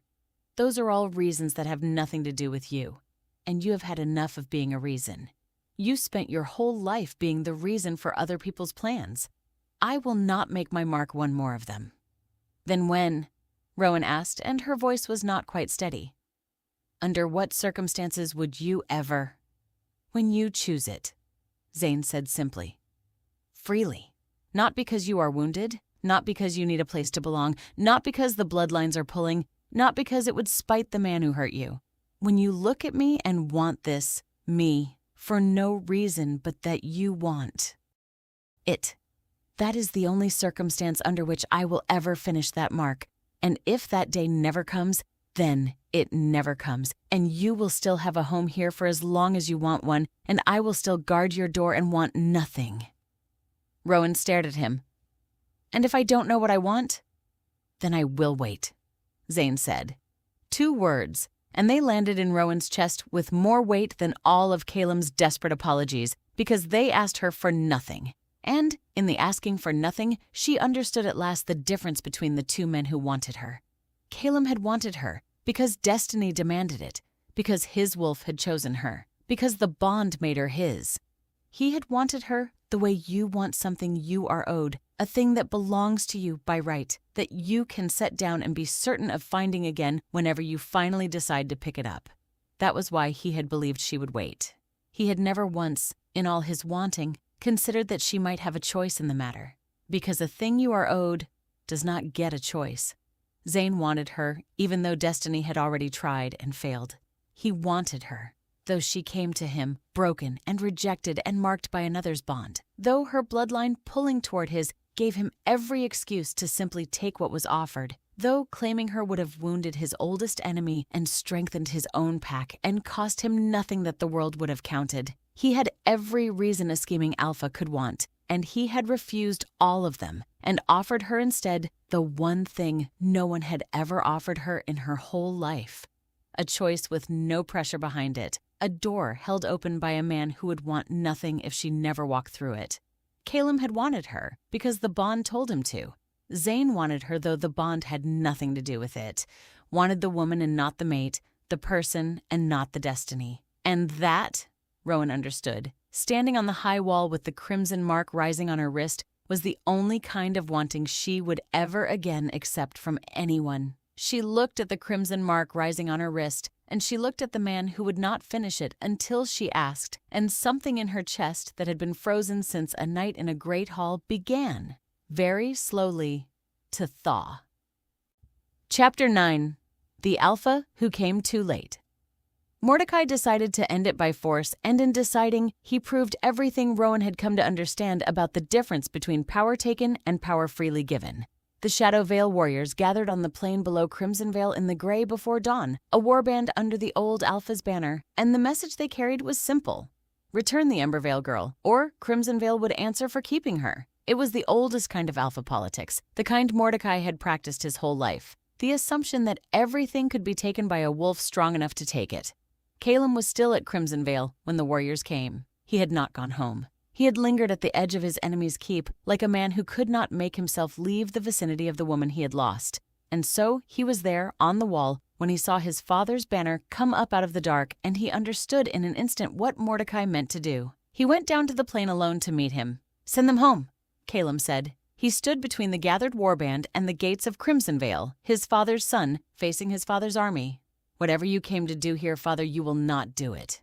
"I came to correct your mistake," Mordecai said from his horse. "Since you seem unable to, that girl cannot be allowed to complete a bond with Night Hollow. You know it as well as I do, or you would if you understood what she is. Stand aside, Caelum. I am cleaning up the wreckage you made." "No," Caelum said. It was a small word, and it stopped the whole warband, because no one told Mordecai Duskraven no, least of all his son. Caelum stood on the plain with the dawn coming up behind the keep and felt something settle in him that had been loose and rattling his whole life, and he understood that he was, at last, refusing his father not out of desperation over a broken bond, but out of something clearer. He had done one monstrous thing because his father told him to. He would not do a second. Mordecai's horse shifted under him. "You would raise your hand against your own pack, for her, for the girl who left you." "I would raise my hand against you," Caelum said, "to stop you doing to a whole keep what you made me do to one woman. You have spent my entire life telling me that strength means taking what you want and calling everything else weakness. I believed you. I marked a woman I did not love and broke a bond I would have died to keep, because you told me that was strength, and I have spent every night since learning what your strength is actually worth. It is worth this: a cold bed, a hollow crown, a son who cannot look at you, and a mate becoming glorious in another man's keep, because the only thing you ever taught me to do with a glorious thing was throw it away before it could make me feel." He drew his blade and drove it point down into the earth between himself and the warband, a line in the dirt. "You will not attack Crimson Vale. You will not take her by force. I have done enough at your word." The warband did not move. They were Shadowvale wolves, and the man drawing the line in the dirt was their next alpha, and the man on the horse was their old one, and no order Mordecai could give would make them certain which of the two to obey. That was the thing Mordecai had not counted on. He had built his power on being the only voice, and his son had just become a second one. "If Rowan completes a bond with Zane Nighthollow," Caelum said, "she does it because she chooses it. And no Duskraven army is going to ride up to my enemy's gate and take that choice from her, because taking her choice is the one thing that has already destroyed everything. It is what I did. I will not watch you do it again, on a larger scale." The gates of Crimson Vale opened behind him. Rowan came out, with Zane at her side and Lyra behind her and Isadora's gray figure on the wall above, and she walked past Caelum and stood on the plain between the two packs, and when she spoke her voice carried the resonance that had put Torv on his knees so that every wolf on that field heard her whether they willed it or not. "You have spent my entire life deciding what I should become," Rowan said, and she looked from Mordecai on his horse to Caelum, standing in the dirt to the masked warriors behind them. "All of you. My whole life I have been a piece in other people's plans. Mordecai decided I should be broken and small and stay in Shadowvale, where he could keep his eye on me. Caelum decided I should be his Luna, and then decided I should be nothing. And now Mordecai has decided I should be dragged back across a border by an army because the thing I might freely choose frightens him." She let the silence stretch. "You have all decided, and tonight, for the first time in my life, I am the one who decides. Not you, Mordecai. Not you, Caelum. Not even you, Zane. Me. Whatever happens to me from this night forward happens because I chose it, and any wolf on this field who tries to take that choice from me is going to learn what my bloodline was built to do." The Ember command rolled off her across the whole plain. Not a compulsion, not yet, just the sheer felt weight of her certainty. And the Shadowvale warriors shifted uneasily because they could feel what she was, and it was not the broken cast-off girl their old alpha had described. Mordecai's face was pale with fury and, beneath it, fear. "You see?" he said to no one and everyone. "You see what she is. If she bonds Nighthollow, she could challenge the whole order. She could unmake the balance the packs have held for 400 years. This is not a girl. This is a weapon, and I will not allow it to be handed to my enemy." "Tell them why, Mordecai." A new voice from the edge of the field. Selene Blackthorn rode out from the tree line with Griffin Ashvale beside her, and in her hand she held a bound sheaf of old documents, and her voice was clear and carrying and merciless. "Tell them why you truly fear her bloodline. Or better, tell them how you started the border war and blamed Crimson Vale for it. Griffin and I have the proof, the old orders in your own hand, and we have spent 2 days putting them before the elders of both packs. Your warriors are standing on this field ready to die for a wolf who lied to them about the last war he started. Ask them how eager they are to bleed in another one, now that they know." A murmur went through the Shadowvale warband, and Mordecai's face went from pale to gray because he could feel it. The thing every tyrant feels the moment the single voice becomes many, the ground shifting under a wall he had thought was bedrock. Griffin, silent so long, spoke next, loud enough to carry. "I stood at Caelum's side and stayed quiet while this man ran both our lives into ruin. I am done being quiet. Every word she says is true. I have held the orders in my own hands." And the warband, which had already been unwilling to choose between father and son, now found it had been asked to die for a proven liar, and its will to fight bled out into the cold dawn. "And now you're afraid," Rowan said, turning to Caelum, because Caelum was the one who mattered here. Caelum was the one whose face had gone still and terrible as he listened. "Because I no longer need you. That's the truth under all of it, isn't it? You didn't reject me because you didn't love me. Isadora told me the truth of it, but I think you knew before she said it. You rejected me because loving me would have made you feel weak, because you were more afraid of your own heart than of losing me, because you thought a mate who could be your equal would somehow make you less. And now here I am, becoming exactly the equal you were afraid of, and you cannot bear it, not because you lost me, but because I turned out not to need you at all." It broke him. She watched it break him, the last illusion he had been holding, and to his credit, he did not look away from it. "You're right," Caelum said quietly. "You're right about all of it." And Zane, who had stood silent through all of it, letting Rowan hold the field because it was hers to hold, finally spoke to Caelum, and there was no triumph in it, only the flat weight of a true thing. "I never stole your mate," Zane said. "Understand that, before the end of this, whatever the end is. I did not take her from you. You handed her to me. You put your mark on another woman and turned your back, and I offered a wounded stranger a hand out of a room that had hurt her. and everything that has grown since grew because you threw away the seed of it yourself. I did not defeat you, Caelum. There was no contest. You forfeited, and now you are watching what you forfeited become something magnificent, and that is not my doing. It is yours." Caelum absorbed it. The whole plane waited, and then Rowan turned her back on both alphas and both armies and walked away, back toward the gates of Crimsonvale, refusing to be fought over, refusing to choose either man under the pressure of a warband and a father's threat. But as she walked, the crimson mark on her wrist flared, bright enough that Zane saw it from across the field, bright enough that Isadora came to her feet on the wall, and Rowan stopped and pressed her hand to it and felt the bond stirring inside her of its own accord, beginning quietly, whether any of them commanded it or not. Mordecai saw it too. He saw the crimson light flare on his enemy's ground, on the wrist of the girl he had broken to keep small, and he understood that he was watching the exact thing he had spent his entire life preventing begin to happen in front of him, and that every move he had made to stop it had brought it closer.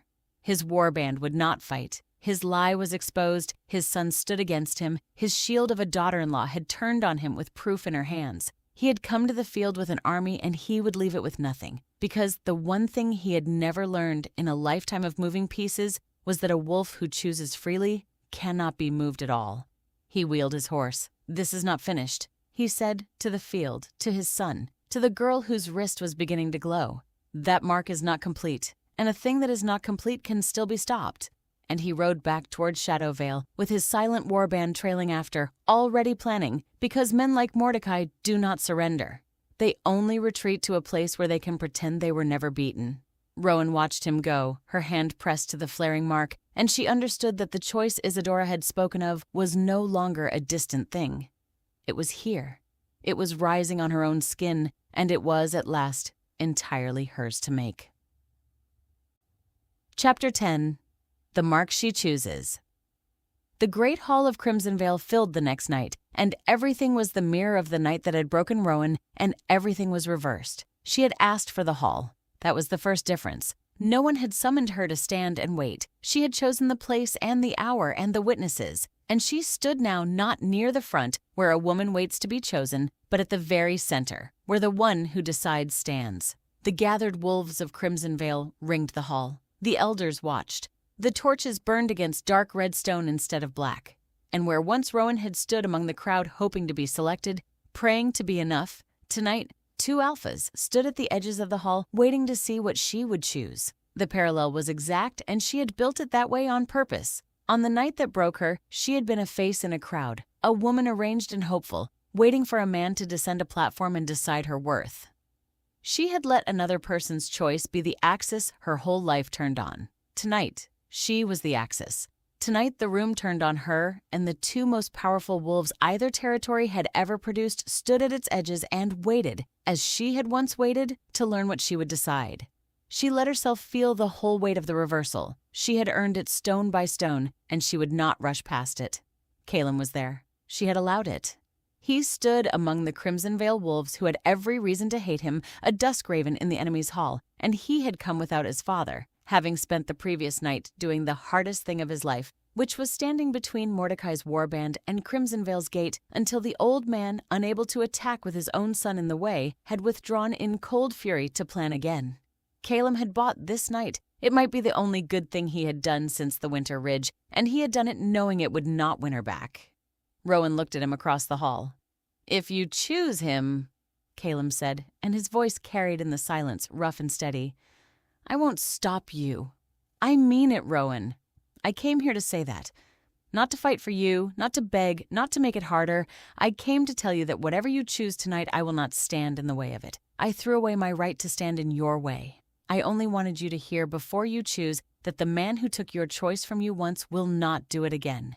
Choose freely. It is the only gift I have left that is worth giving you." And Rowan understood that Caelum was at last becoming the man he might have been, the man who could have been worthy of the bond, and that his becoming it now, too late, was the truest punishment the world could have devised for him. He would spend the rest of his life being good enough. One choice too late. It did not erase what he had done, but she inclined her head to him, once, an acknowledgement, and something in his face eased, as though that single nod was more than he had dared hope for. Then she turned to Zane. He came toward her through the center of the hall, and he did not stride like an alpha claiming his due, and he did not reach for her. He stopped an arm's length away, exactly as he had that first night in the ruin of Shadowvale's ceremony, and he looked down at her with those dark, steady eyes, and he did the thing he had done once before. He extended his hand, open, palm up, unhurried, an offer, and nothing more.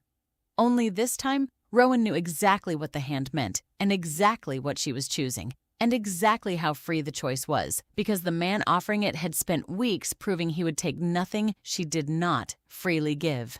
"You told me you would wait," Rowan said, and her voice was not quite steady, and she did not care. "I would have," Zane said, "as long as it took. I know." She looked at the offered hand, the calluses, the old scar along the thumb, the patience of it held there in the air between them. "That's how I know. A month ago, I stood in a hall like this one waiting to be chosen, and I thought that was the best thing a woman could hope for. To be wanted enough. And then a man threw me away in front of everyone, and I walked out on the arm of his enemy expecting to be used, and instead I found the first person who ever offered me a choice instead of a fate." She lifted her eyes to his. "I don't choose you because the bloodlines are pulling, or because Caelum hurt me, or because I need somewhere to belong. I have somewhere to belong now, and it is myself, and I made it myself, and no one can take it from me again. I choose you because I want you. Only that, for no reason but that." And Rowan lifted her wrist, the one with the crimson mark rising faint on the skin, and she offered it to him, and she said, so the whole hall could hear it, "Finish it." Zane's eyes darkened. The whole pack held its breath.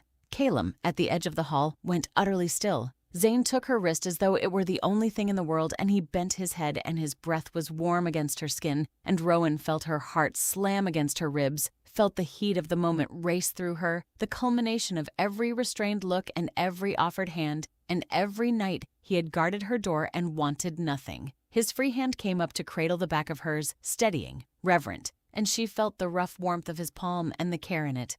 The way a man holds something he has waited a long time for and will not rush now that it is his to hold. He looked up once, a question even now, even here, his dark eyes finding hers to be certain, and she answered it by turning her wrist up to his mouth, by closing what little distance remained, and the last of his restraint went out of him like a held breath released. This was chosen. This was hers. This was the opposite of a silver mark placed on a stranger's throat for a father's politics. She felt his fangs graze her wrist, felt the first bright sting of the mark beginning to complete, and beneath the sting, a heat that spread up her arm and through her chest and lower, a pull that was the bond and was also simply him, the want that had been building in her since a night on a high wall when he told her he would wait.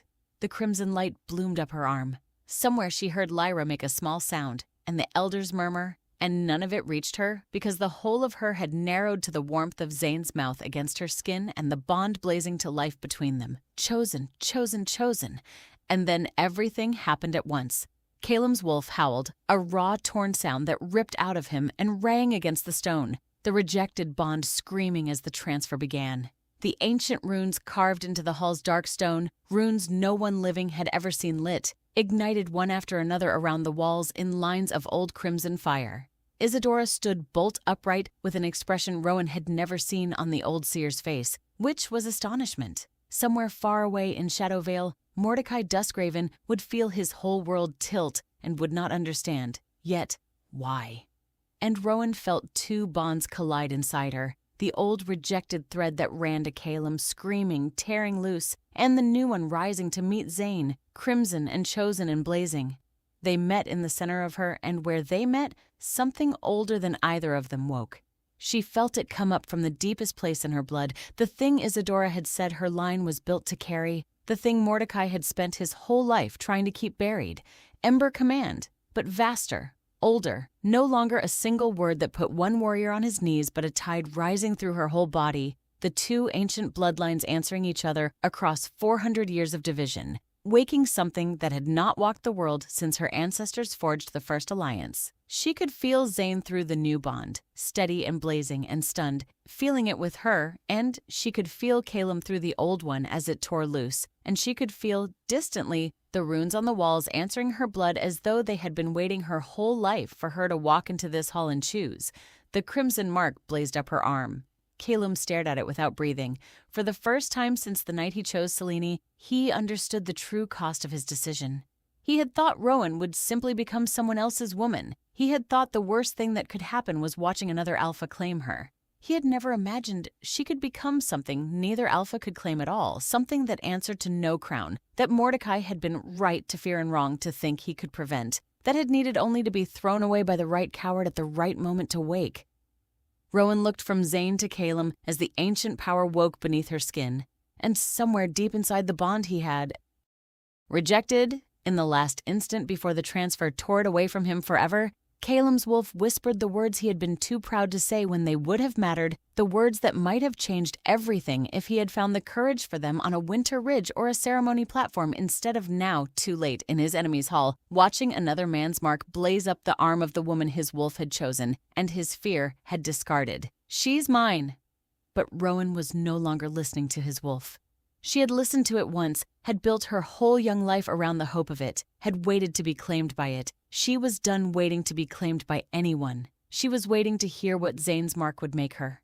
The crimson light reached her heart, and the whole hall blazed, and the runes roared, and Rowan Embervale, the woman who had been rejected in front of the whole pack and had turned and walked out with his rival, threw back her head as 400 years of buried power came awake in her blood at last. Zane's mark burned crimson against her skin. Caelum stared at it without breathing. For the first time since the night he chose Selene, he understood the true cost of his decision. He had thought Rowan would simply become someone else's woman. He had never imagined she could become something neither alpha could control.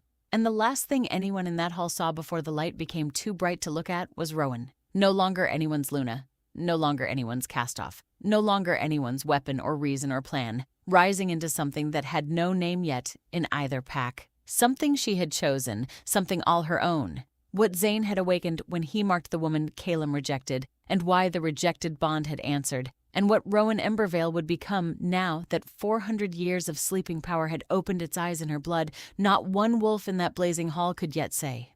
But every one of them understood, as the crimson light rose and the ancient runes sang, that the girl who had come to a ceremony, hoping to be chosen, was gone, and whatever was rising in her place would answer to no one's choice but her own. End of part 1. Rowan chose the mark. She did not choose what it would wake. The crimson bond has done something no one in either pack has seen before, something even the seer Isadora Moonvale did not fully foresee, and the ancient power now stirring in Rowan's blood answers to no crown, no alpha, and no plan. Mordecai Duskraven has retreated, but he has not surrendered, and a bond that is not yet complete is a bond he still believes he can break. Caelum has finally become the man he should have been, one choice too late, and must now live in a world where the mate his wolf never stopped claiming belongs to his greatest rival. And to herself. And Zane, who offered a wounded stranger nothing but a choice, is about to discover what he has awakened in the woman he waited for. Rowan Embervale came to a ceremony hoping to be chosen. She is leaving it as something no one has the power to choose for. The saga continues in part 2. The rival Alpha marked her in front of the whole pack. Her ex went silent.